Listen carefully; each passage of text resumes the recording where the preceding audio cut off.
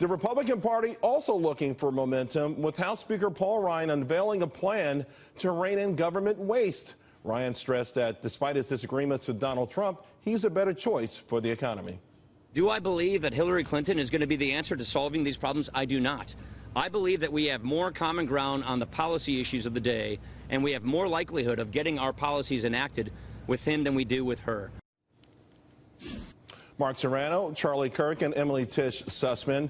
Well, he took big aim at Hillary Clinton, obviously, but let's face it, this wasn't also an exact a ringing endorsement of Donald Trump either.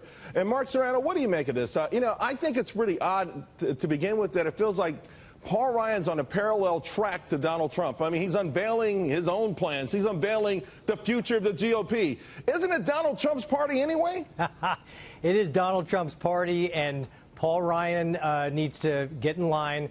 You know, with his endorsements, he got on board the train, but he's sitting back in the caboose because it's not a full-throated endorsement. Look, Charles, on substance, this is what the GOP should be doing. This is what Paul Ryan should do. He should develop some proposals that Trump can consider when he takes office, and they're conservative proposals. They save billions of dollars in waste and cut back on regulations. You know, $10 billion in food assistance programs that will be saved. This is the constructive role that I think he should play, but they should be recommendations to the front runner to the presumptive nominee for when he becomes the president, because the GOP in the House will be following his lead and his agenda. You know, though, Charlie, and it is interesting, we're looking at right now photos, we were looking at film from earlier, and a clergy, you saw a black woman, a member of the clergy there, and I think there was another subliminal message there that Paul Ryan was trying to convey as well.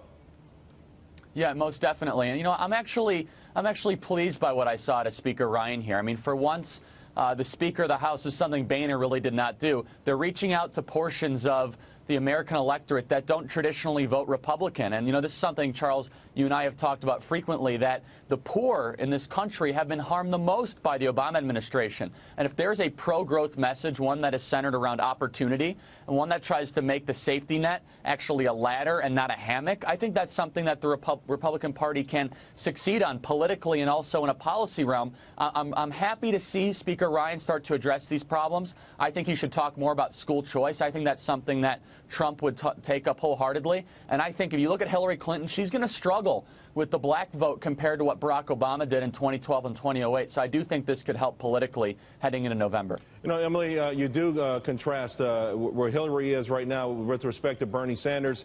He is not only pulling her to the left, but he's getting that group of voters, to Charlie's point, who probably will make the difference. If she is to win, they have to be energized to come out in the very first place. Millennial voters, Hispanics, blacks. I'm not so sure she's going to be able to do it. Well, she is doing very well with Hispanic and black voters. Millennial voters have no question broken for Bernie.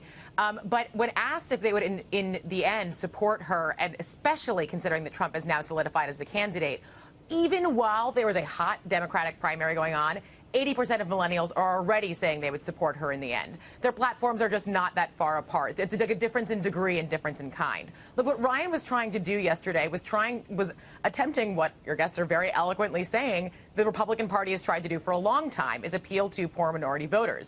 It does not work because his plans at the end of the day are still cutting from working people. No, so it's like some good conversation, but it's not really doing it. No, look, Trump himself over the last week, the conversation about, you know, whether a Hispanic origin judge or a Muslim origin judge can fairly hear a Trump case. That is saying exactly what this exact conversation is, right? Charles, we are missing minorities. Emily, we're talking about two different things. On a policy side, though, Mark, and I'll go to you on this, the notion of, hey, this is a country where people have come here from all over the world, and they have one unifying script to make it in this country. Pull yourselves up by the bootstraps. You're darn right. And this is completely opposite of what Bernie Sanders is saying. He's saying, listen, somehow if you're born here or if you find your way here one way or the other, this country owes you something. And those are the two dynamics, right? Yes, Bernie Sanders and Hillary Clinton and Barack Obama, they support the Great Society, Charles. It's been 50 years since the war on poverty began, and we are still at the same 15% of poverty that we had 50 years ago. Why? Because big government solutions only create larger, bigger, fatter government. These proposals from Ryan, which I think Trump can probably get behind, propose to streamline programs for the poor, for food assistance, eliminate regulations for universities for tech ed. You know, these proposals are very substantive, and this business about Republicans can't, possibly do anything about poverty suggests that Democrats have a monopoly on poverty programs. Democrats are the ones who've created the poverty programs that just created big government. You know, here's the interesting part about this, guys, is that this great war on poverty began with a walking tour of Appalachia, where, you have Hillary Clinton going to the same space 50 years later saying she wants to get rid of the few remaining jobs that are there. And Obama, Charlie, saying that our policies in Cuba, we gave them 50 years, they didn't work. Why can't we apply that same logic to their so-called war on poverty? Well, most definitely. And also, I'm going to kind of disagree also about this whole idea that, Republicans hate poor people. Who's running our inner cities right now?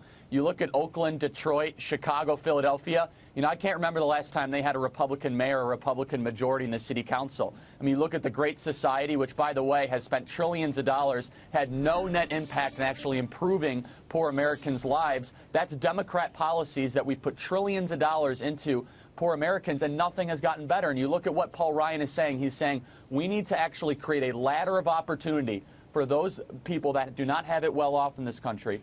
And you can have choice and competition and free enterprise instead of just giving out free stuff and hoping it's going to get better. And I'm rather encouraged that Paul Ryan has put this forth, and I do think if Trump becomes president of the United States, this is something that he can get behind. So, Emily, how does Hillary Clinton clinch this nomination without an embarrassing fight at the convention, and by the same token appease the extraordinarily far left Bernie Sanders supporters?